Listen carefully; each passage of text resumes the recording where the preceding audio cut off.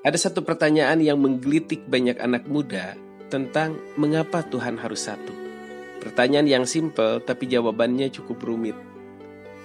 Kita awali dengan sebuah fakta sejarah di mana Jubair ibnu Mut'im, diplomat negara Mekah yang datang ke Madinah untuk menembus bala tentara Mekah yang ditawan karena kekalahan perang Badar. Ketika itu Rasulullah sedang membaca ayat Al-Quran dan ayat itu begitu mengguncang kesadarannya, terpana, terpukau sampai dia mengatakan, "Kada qalbi ayatiro," hampir saja kalbuku ini terbang melayang. Apa ayat yang membuat beliau begitu terpana, terhunjam ke dalam jiwanya dan muncul kesadarannya untuk masuk Islam? Sebuah pertanyaan yang sangat mendasar. Apakah mereka dicipta dari bukan sesuatu? Artinya dicipta dari ketidakadaan. Atau mereka para pencipta, sampai dirinya pun diciptakan oleh dirinya.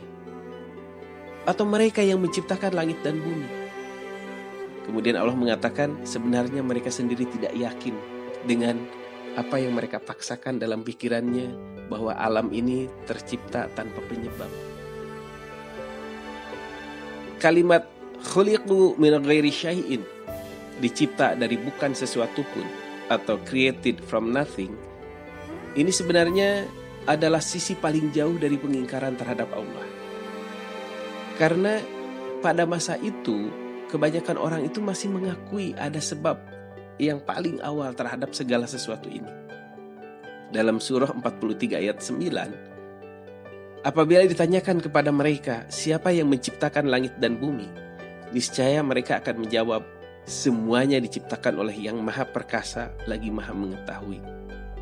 Masih pada surat yang sama ayat ke-87, apabila ditanyakan kepada mereka, siapa yang menciptakan mereka? Mereka akan mengatakan, Allah yang menciptakan kami. Namun ternyata kesadaran itu tidak membuat mereka taat dan mengikuti utusan Allah.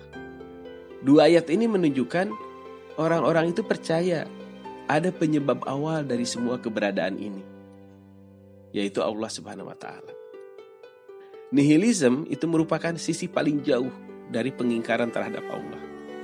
Kalau kita lihat di Wikipedia, nihilism ini tokohnya adalah Friedrich Wilhelm Nietzsche yang menyatakan keberadaan manusia itu tidak memiliki tujuan. Kemudian juga nihilism ini punya pandangan bahwa tidak ada bukti yang mendukung keberadaan Maha Pencipta.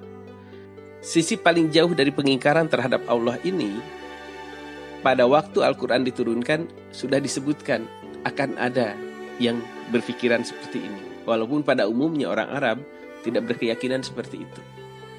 Ini juga merupakan mukjizat dari Al-Quran, bahwa Al-Quran menjelaskan semua fenomena yang telah, sedang, dan akan terjadi.